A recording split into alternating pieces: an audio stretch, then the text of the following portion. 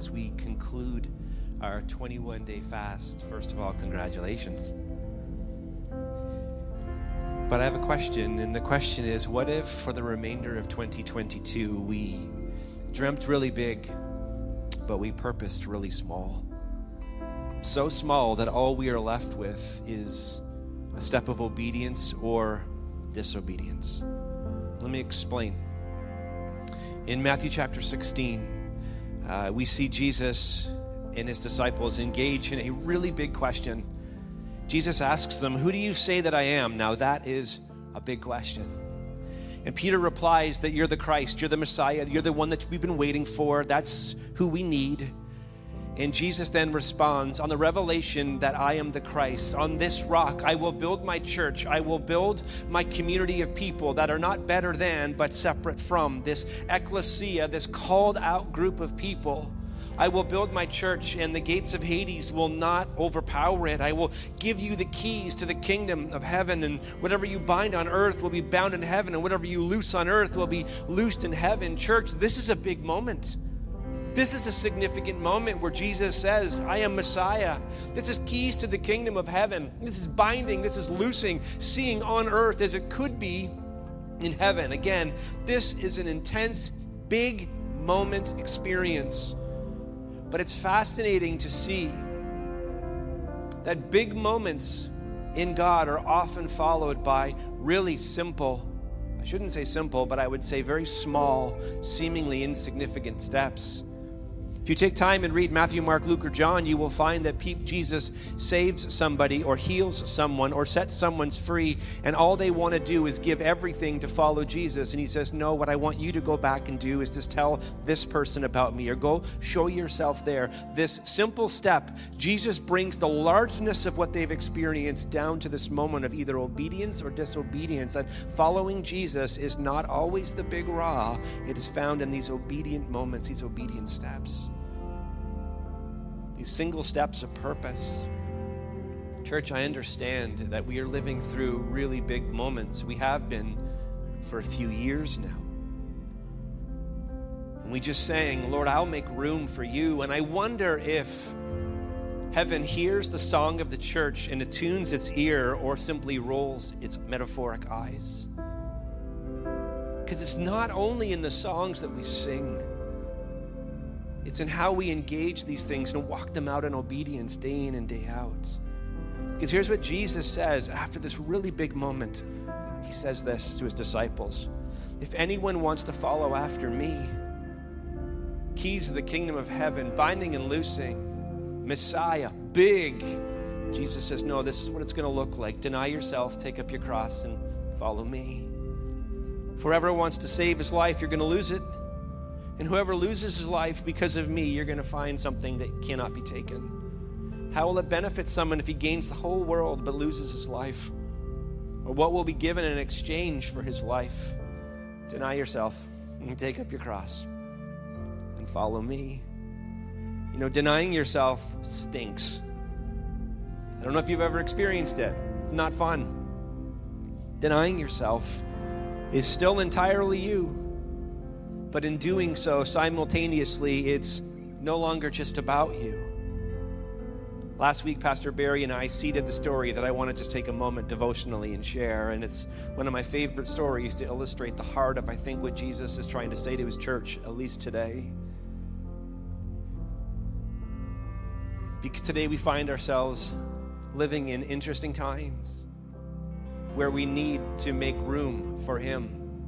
Not just sing it, we need to do it. We need to trust that his way is better than our way.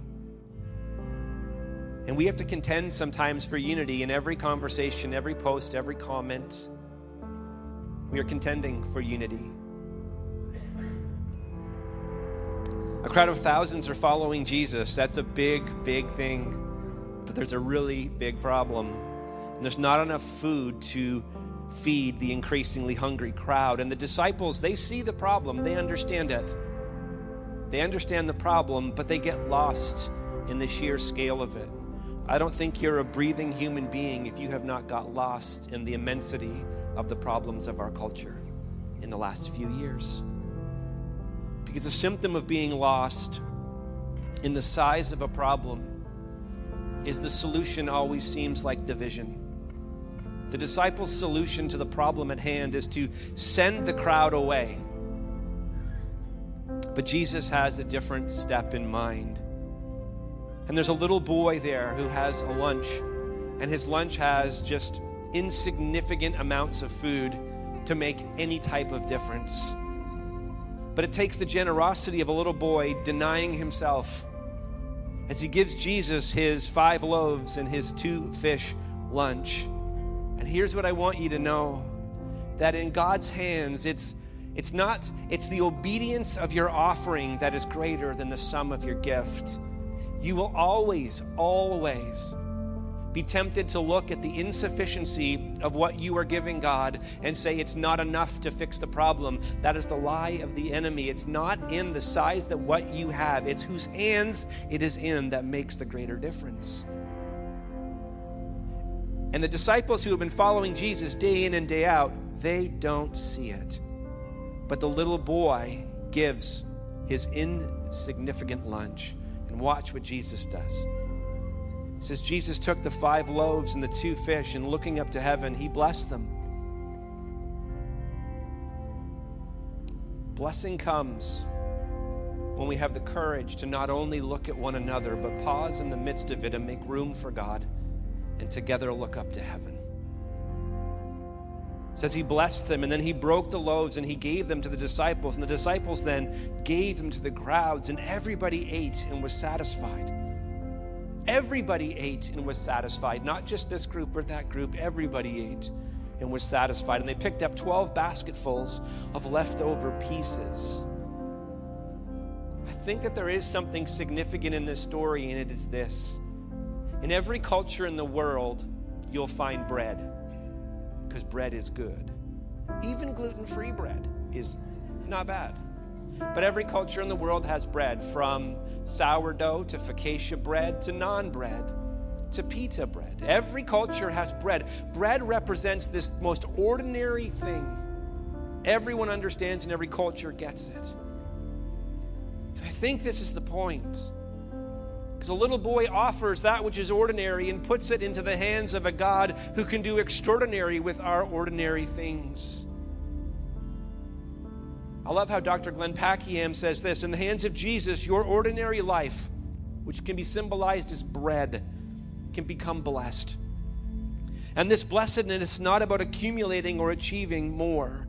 No, blessedness is about having your true identity recovered and your true calling revealed. It is to be given a new name, to be broken. And I don't know if you have felt what it's like in this last season to be broken. But to be broken is to allow the grace of God to humble you, to lead you in vulnerability with others, and then to transform your heart. After all, bread that is not broken cannot be shared. You know, in my life, my time, my abilities, even my finances, if all they do is stay in my life, all they will ever be is a meal for me and mine.